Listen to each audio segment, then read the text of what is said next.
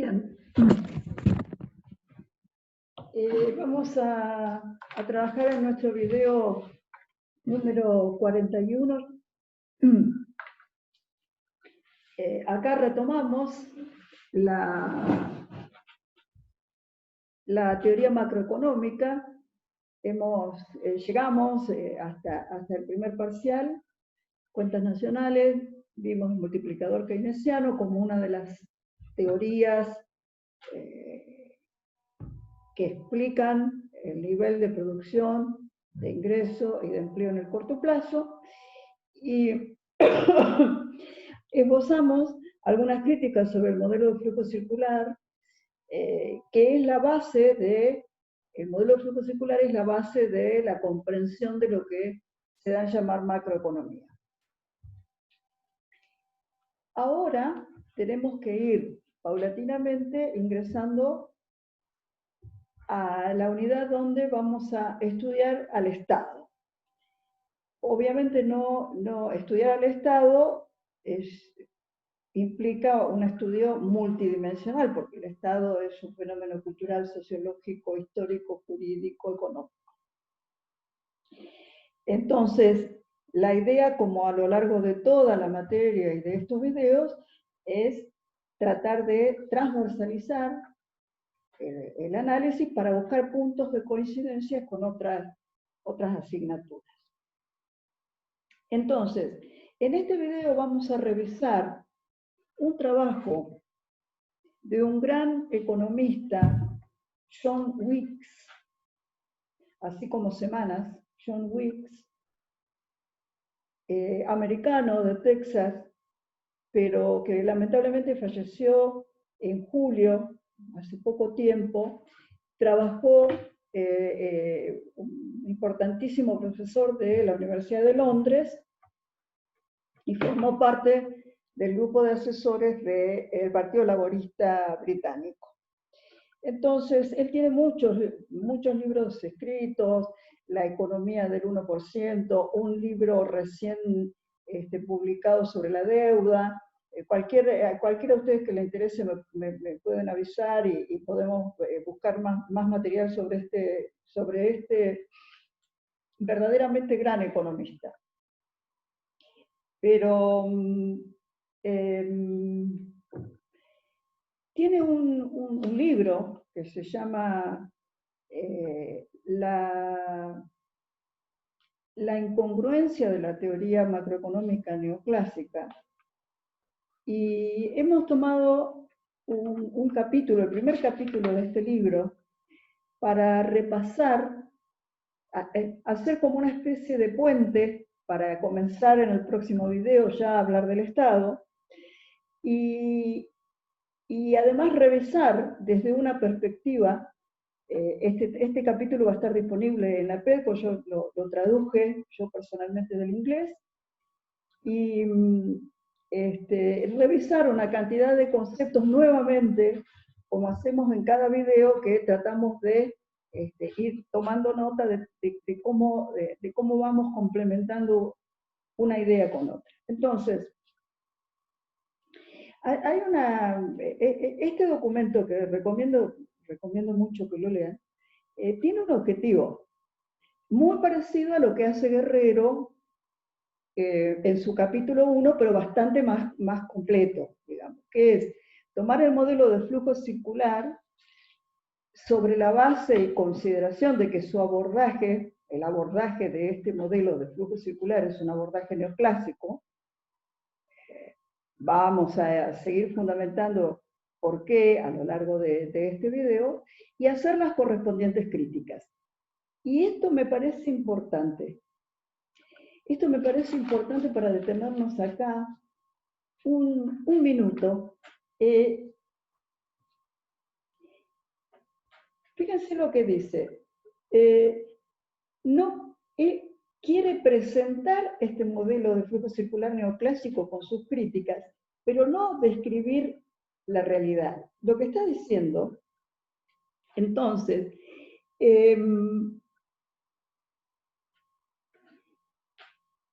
es que esas críticas que él va a realizar precisamente son lo que separan o los inconvenientes, no son críticas desde una perspectiva personal, sino que son planteos de cuáles son los puntos para Wicks que separan a esta concepción particular neoclásica del modelo de flujo circular de una visión más realista, más aproximada a la que nos permite comprender la realidad. Y esto es importante porque ahí se plantea incluso una discusión en la cual tenemos que participar los estudiantes, los profesores, que es en qué medida nuestro sistema,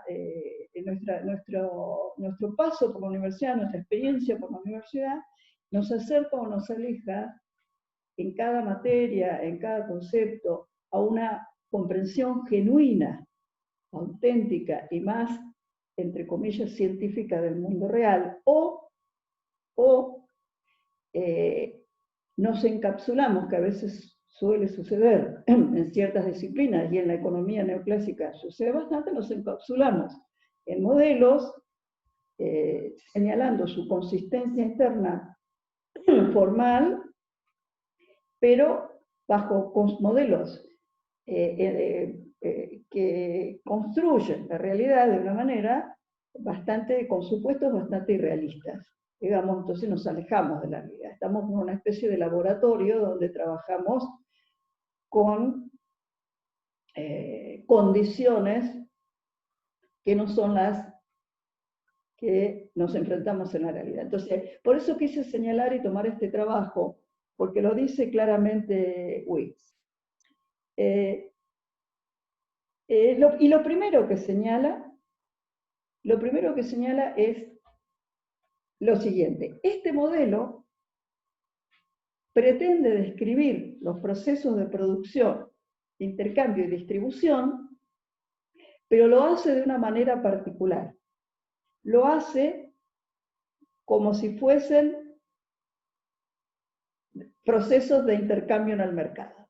Entonces, ahí nos aproximamos más a lo que Guerrero dice, pero de una perspectiva más detallada, porque lo que está diciendo Wicks es la realidad de la producción, de la distribución y del intercambio, es decir, cómo se genera valor, cómo se intercambia el resultado de este valor y cómo se distribuye este nuevo valor creado. Esto que es el proceso clave de la economía, es presentado en el modelo de flujo circular como si fuera un proceso de intercambio, de cambiar cosas. Entonces, en realidad no estaría este modelo describiendo la realidad de estos procesos de distribución, intercambio y producción.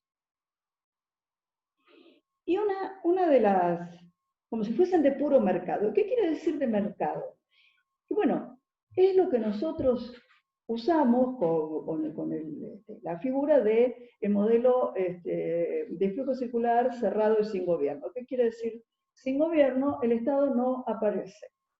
Claro, y acá, por eso seleccionamos esta bibliografía. Acá aparece el tema de la no introducción del Estado como una cuestión bastante problemática y dificultosa, porque si estos procesos, digamos, tenemos, la sociedad produce, intercambia y al producir genera valor, intercambia los resultados de su valor y se apropia en función de distintos criterios de ese valor nuevo que se ha creado.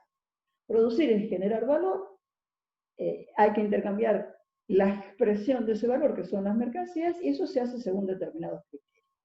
El sistema capitalista, el abordaje de los mercados, dice, estos procesos son procesos en los cuales hay dos mercados, básicamente, hay dos mecanismos ordenadores, el mercado de bienes y el mercado de factores, y estos son los mecanismos que organizan la sociedad. El Estado no está. Entonces, no está presente. Entonces, acá en este primer punto dice claramente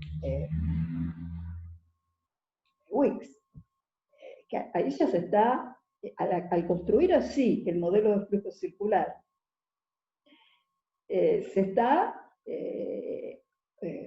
no se está haciendo visible la realidad que subyace a los mercados, porque los mercados existen y son posibles en tanto existe la propiedad privada. Si no hay, digamos, si no existiese jurídicamente la propiedad privada, no habría intercambios, no habría precios, no habría propiedad privada de las mercancías, ni tampoco propiedad privada del trabajo como recurso para vender, mercantilización del trabajo. Entonces este esquema no serviría. Pero la realidad es que podemos pensarlo al revés. Podemos pensar que la propiedad privada y estas reglas de distribución, producción, intercambio vigentes, son reglas jurídicas establecidas, consolidadas y sostenidas por el Estado. Entonces, la conclusión es, se presentan los mercados y el Estado no existe, pero los mercados no existirían si no existiese el aparato jurídico, el sistema jurídico que consolida la propiedad privada. Y este es el planteo que de manera muy interesante hace Wicks y que nos dice, bueno, es absurdo entonces, digamos, esta idea del modelo de flujo circular sin Estado tiene bastante, digamos, tiene problemas y lo califica de absurdo. Parece que el Estado si el Estado no estuviese garantizando los mercados no existirían. Hay otra cuestión también, importantísima, que la mayoría, cuando nosotros miramos el modelo de flujo circular sin el Estado, recuerdan ustedes, la imagen la tenemos perfecta, empresas, familias, mercados. Pero en realidad, una gran cantidad de transacciones, la mayoría de las transacciones, se realizan con la presencia del Estado y desde el Estado. Aunque asumamos las básicas, por ejemplo, ustedes que van a ser abogados, seguridad, defensa, justicia, el servicio de justicia, ¿quién lo ofrece? ¿A través de un Estado? No. Estado, Poder Judicial, Estado.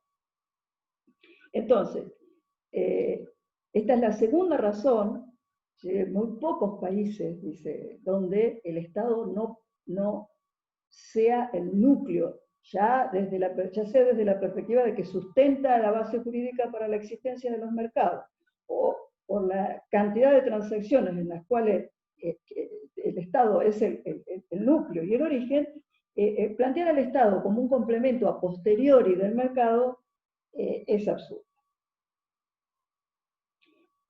Obviamente, el sector público, dice él además, permite volver a una cuestión que ya hemos, la aparición del sector público, el Estado, después vamos a ir puliendo en los distintos videos el significado, las diferencias entre sector público y Estado, es que si nos ponemos a pensar los bienes y servicios que produce el Estado, como los que mencionamos, defensa, educación, justicia, salud, digamos. Si nos ponemos a pensar, la palabra bienes, esos servicios técnicamente serían bienes, y ahí hay una diferencia también, porque el Estado produce bienes que no son mercancías. ¿Recuerdan ustedes la diferencia entre producto, mercancía que plantea Guerrero en su capítulo 1? Acá tenemos que pensar si lo que produce el Estado, digamos, son bienes, no son mercancías. De hecho, nuestra actividad en la educación superior pública es una muestra de que no está mercantilizada, al menos en un gran porcentaje. Entonces ahí sí podríamos hablar de bienes, porque estaríamos pudiendo decir que todo lo que el Estado produce, de alguna manera, genera un efecto positivo sobre la sociedad. Pero esto es distinto al concepto de bien cuando se aplica se le aplica al mercado. ¿Por qué? Porque el carácter de beneficioso no está determinado por el Estado ni por ningún criterio objetivo, sino que el carácter de bienes o no bienes a partir del mecanismo de mercado tiene que ver con la utilidad subjetiva y compartida, después compatibilizada, de los agentes privados, los individuos privados. Entonces tenemos la paradoja que enormes sectores de la producción industrial del mundo no están destinados a producir bienes, sino males, porque si tomamos la producción de armamentos, si tomamos el tráfico, la producción de estupefacientes y drogas, tomar dos ejemplos, más la trata de la prostitución, entonces vamos a tener gran cantidad de cosas que los mercados transan y decir que son bienes parece bastante complicado. Bueno, vamos a seguir con esta discusión, pero sirve, la introducción del Estado sirve para recordar esto también. El otro tema que menciona muy claramente Wicks en este documento y que lo quiero resaltar, es el tema de las transacciones. ¿Cómo se presentan las transacciones en el modelo de flujo circular? Se presentan, ya lo sabemos, a esta altura, transacciones entre empresas y familias o economías domésticas. Pero en realidad, la mayoría de las transacciones, la mayor parte del valor en dinero que circula en ese flujo circular, se da entre empresas. Son, digamos, todos lo que nosotros denominamos mercancías intermedias que recordan ustedes que en las cuentas nacionales no se contaban. Entonces ahí aparece esta cuestión de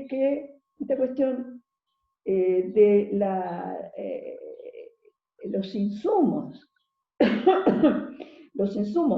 y las maquinarias, donde esta caracterización, esta división que hacemos entre mercancías intermedias y mercancías finales, bienes intermedios y bienes finales, resulta un poco problemática porque pareciera que el sistema de cuentas nacionales nos conduce a dejar de lado todo el valor de las transacciones entre empresas, y esto puede tener inconvenientes, como vamos a ir viendo en distintos límites. Entonces, por ejemplo, la teoría marxista habla de medios de producción, no hace diferencia entre bienes intermedios y finales, porque la duda que plantea Wicks, y que es muy razonable, y la dejo para que ustedes la piensen y la discutan en este video, es porque nosotros hemos consideramos los bienes de capital como bienes finales. Claro, pero al mismo tiempo estamos diciendo que esos bienes finales no van a las familias. Esos bienes finales son adquiridos entre empresas y esos bienes finales se agotan. Así como se agota la electricidad o la materia prima en cualquier producción industrial, también se agota el bien de capital. Entonces, pone en duda esta cuestión y dice mejor o más correcto hablar de medios de producción fijos a las máquinas y circulantes, que es la expresión que utiliza Marx, la teoría marxista para hablar. Entonces, esto nos presenta un panorama donde conceptos como bienes de capital, bienes finales, bienes intermedios, mercancías, todo esto lo podemos volver a repensar, nuevamente reconsiderar, y les propongo que ustedes lo discutan con sus compañeros para ver realmente cómo visualizan ustedes esta cuestión. Después se le habla de la palabra otro concepto, el concepto de servicios, que señala correctamente que en nuestro análisis del modelo de flujo circular utilizamos la palabra servicios de dos maneras que son bastante diferentes. La primera es referimos a servicio para aquellas actividades productivas, generadoras de valor, entre comillas, en principio, que no transforman, no implican una transformación material del producto. Vamos a decirlo nuevamente con más detenimiento. Producir no implica necesariamente transformar físicamente un objeto material. Una peluquería, más allá de los complementos materiales que se utilizan. Un asesoramiento, la actividad que ustedes van a hacer, asesoramiento jurídico. ¿Cuál es el producto? ¿Cuál es la mercancía? En todo caso, si ustedes intercambian su conocimiento el día que sean abogados, lo intercambian en el mercado. ¿Cuál es la mercancía? Pues inmaterial. Toda la industria del software trabaja con bienes inmateriales, soft, por más que estén en un CD o el soft, la creación de un programa informático es inmaterial. Bueno, también podemos pensar en el turismo, también podemos pensar en la actividad financiera bancaria como servicio. El comercio no necesariamente transforma la producción. Digamos, un kiosco, un pequeño comercio, un comercio minorista, lo que hace es simplemente acercar físicamente el producto a las personas. Entonces, todo esto que sirve mucho para entender la realidad de la economía está planteado en este trabajo de Wicks. Porque él dice, pero fíjense ustedes, ¿qué pasa con el servicio de los factores de producción? Es diferente. El sentido que tiene la palabra servicios, ¿recuerdan ustedes? Vamos al modelo de flujo circular y veamos en el modelo de flujo circular el mercado de factores de producción. Entonces, vamos a ver ahí que las familias aparecen como oferentes o proveedoras de servicios para las empresas, familias, economías domésticas, aparecen como oferentes o proveedoras de servicios para las empresas que son las demandantes, son las que van a contratar esos servicios.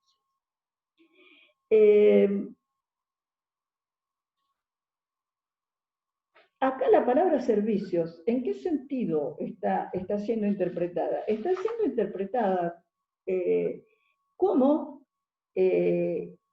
el ofrecimiento de una actividad que es consecuencia de un derecho de propiedad, que además nosotros vimos que a veces es consecuencia de ningún derecho de propiedad. Es decir, el propietario, quien tiene derecho de propiedad, ya sea máquinas, acciones, dinero, cualquier forma de insumo que pueda ser utilizado en la producción como bien de capital, en ese caso lo que hace es vender los servicios, ofrecer los servicios que él se pone como oferente de servicios en carácter de propietario, y esto tiene una retribución.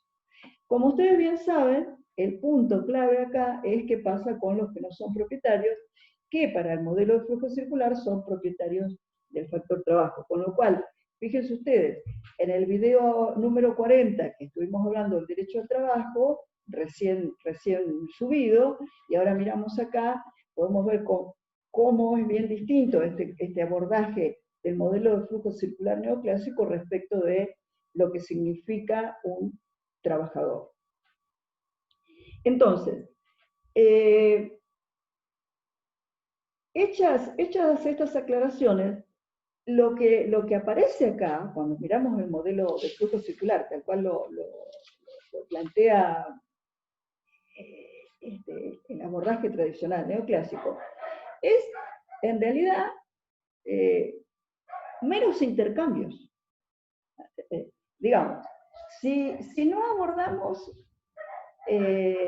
la pregunta de quiénes son los que participan en el mercado de factores, quiénes participan como oferentes, quienes participan como demandantes. ¿Y a raíz de qué?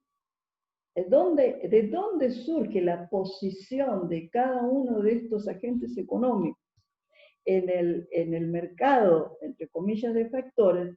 Entonces, lo que estamos presentando es una ficción aparente de intercambios de servicios a cambio de un ingreso. Entonces, este modelo de flujo circular, ingreso-gasto, nuevamente, a partir de este trabajo, de esta ficha de